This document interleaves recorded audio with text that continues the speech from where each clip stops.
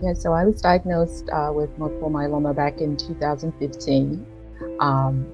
Very shocking diagnosis, obviously. Never heard of it before, never heard of the disease before. But I must say that it was very hard. When I got the cancer diagnosis, I almost looked at it as stealing my independence.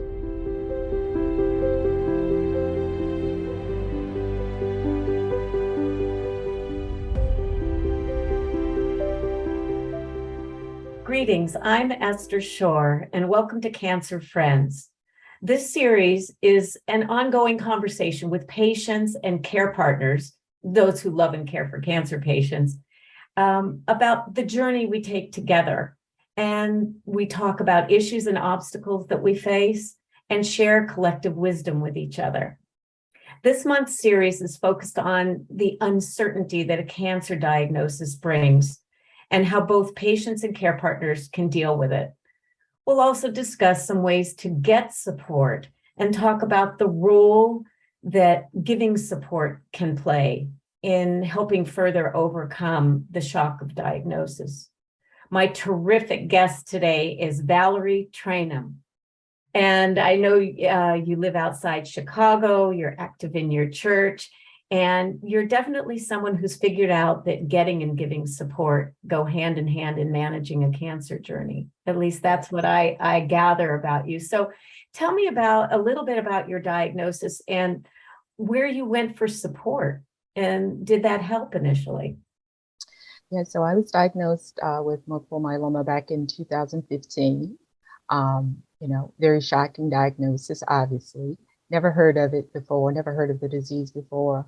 And it was really hard for me because when I think of support, I'm thinking, okay, well, my family, that's you think of your friends and your family. Um, I didn't live in my family. My family lives out on the East Coast, and they were not able to be, with me throughout the treatment there. So I, reached out to my church family. I like to call them my chosen family. These are the people that we get to choose, uh, if we want to bring them along on the journey or not.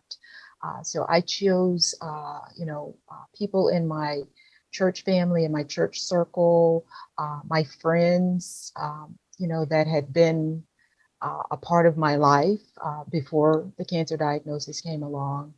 But I must say that it was very hard. When I got the cancer diagnosis, I almost looked at it as stealing my independence, being a Mhm. single woman, working on a career, and then to have a cancer diagnosis, come out of nowhere. It's like, what's going on? Am I going to be able to do the things that I used to do?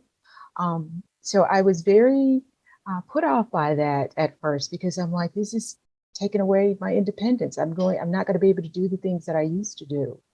Um, So but as did that, time, Valerie, did that keep you from looking for support within your church family, or how did that work? well, in the beginning, it was hard to accept help because I had not needed it before. I had been, as you say, that the independent person.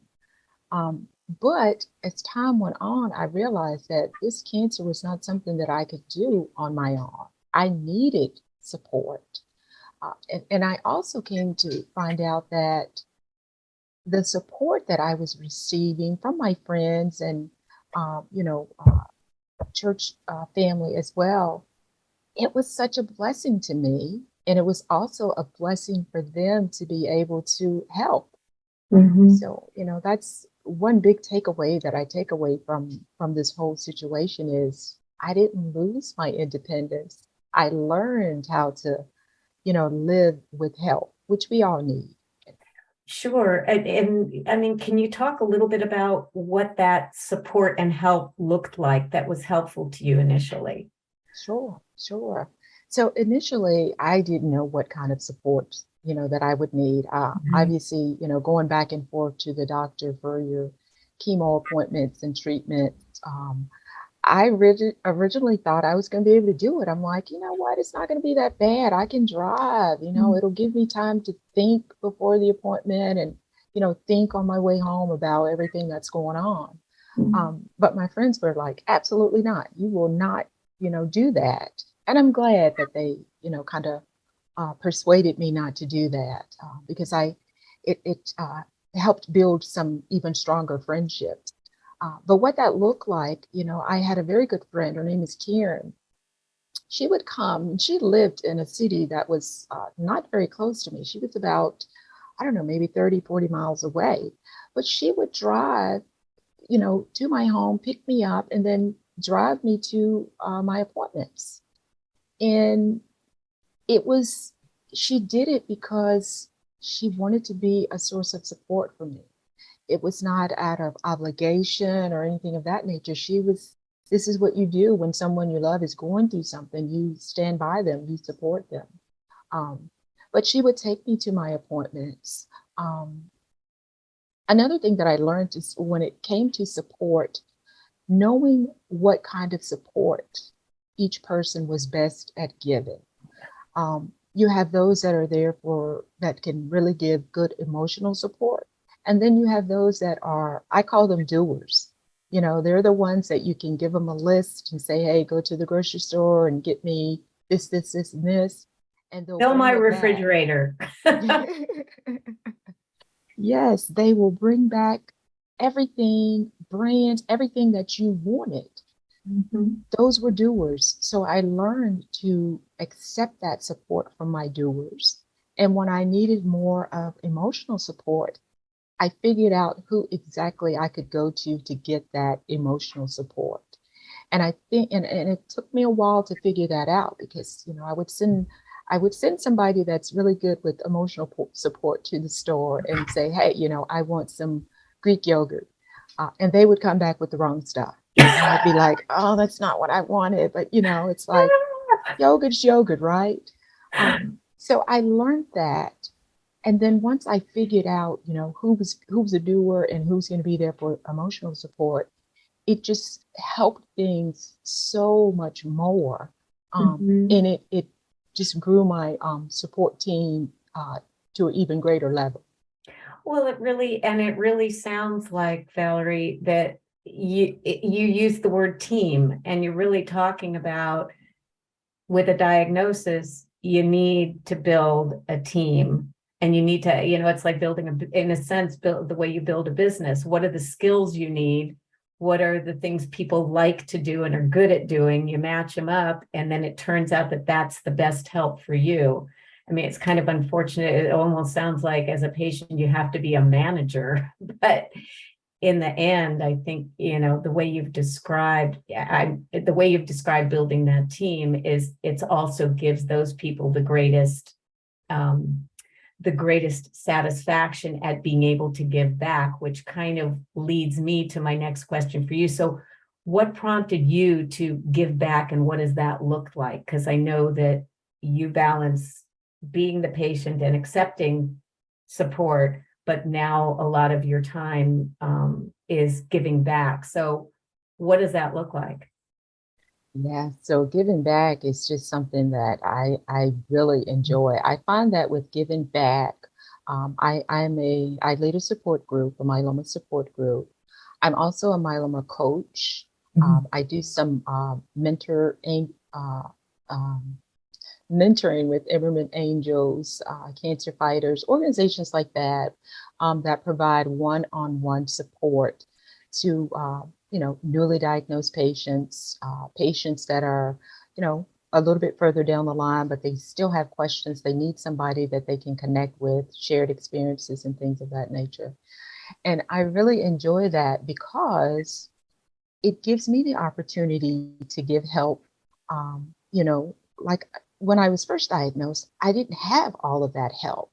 So I know what it's like, to be in that need to where you not sure who to reach out to, you're not comfortable talking to certain people, simply because they may not be able to relate. So I do it because it brings me joy just to be able to help somebody, to be able to guide somebody along their journey. But I also do it because it's just a need for it. It's just something that's lacking within the community. people are scared to reach out. They are scared to talk to other people because of whatever reason, Mhm. fear, fear of being judged, or fear of just being rejected, or, things of that nature. Um, but I do it for those reasons. I also do it because it takes the focus off of me. Mm. When I'm talking to somebody else, I don't have to worry about, you know, uh, the disease. I don't have to worry about myeloma and what's going on with me and the disease. So yeah, it just brings me so much joy to be able to do that. So how did you, I mean, I know from your describing bringing your support team together, but now as you turn the focus to how can I help other people, how did you find the organizations that plugged you into being able to give back? Yeah. So most of it was done online. A lot of it was social media. When I was early on in my diagnosis, I just knew that I needed to connect with other myeloma patients. I just knew it because, I still had my great support team, but they just couldn't relate. If I said, hey, it's 1 in the afternoon, I'm tired, I just need to go take a nap, I'm feeling very fatigued. Well, they didn't understand that. It's 1 in the afternoon. Why would you need to lay down?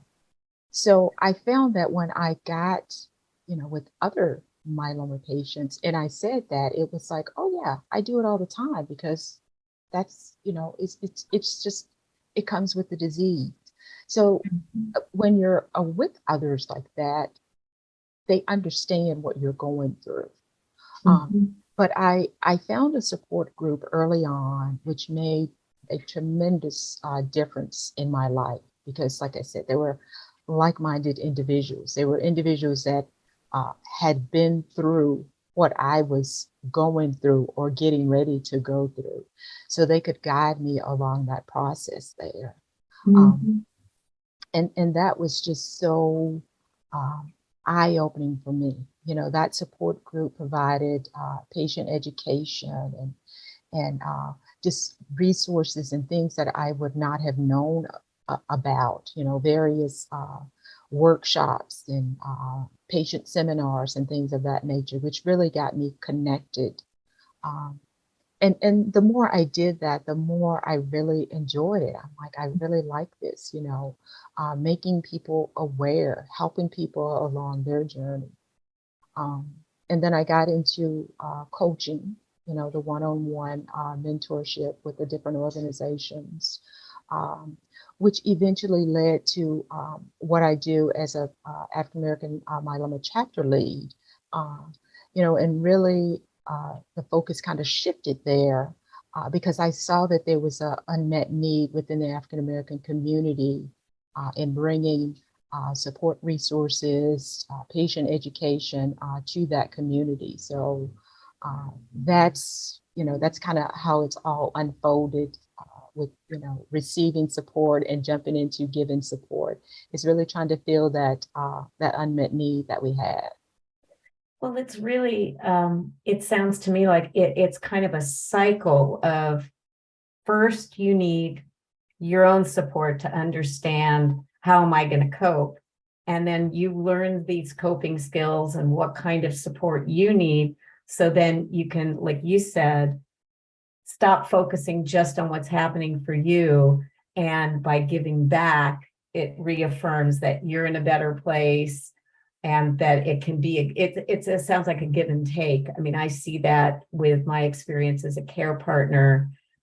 My partner, Andrew, who is a cancer survivor, I see it with him as well, that both of us, you go through the initial shock, we both needed a lot of support. And then as time goes on, there are moments where we each need some kind of support, but the giving back part takes the focus off of, immediate, what's actually going to happen or is happening, and to say, we're in a community of people who can support each other. So it's really helpful. So what do you see happening next? You're doing all this work. supporting others? Is there some specific thing that, that is where you're going to continue, where you think you'll focus your energies going forward, other than staying healthy, of course? Yeah, yeah. Well, staying healthy, and I really believe that this is, my purpose. This is why I have been through this myeloma, is to be able to help others along. So, my goal is really to work more in the patient advocacy, role. Just build that role, and just go from there. And possibilities are endless in that area. Well, Valerie, it's really delightful to get to talk to you, and it's very inspirational for me to hear that there are people in the world who take care of themselves, and then what gives them pleasure is to help others take care of themselves as well. And I really appreciate you taking the time to speak with me. So I hope we'll get to chat again, and just good health to you. As to you as well. Thank you so much.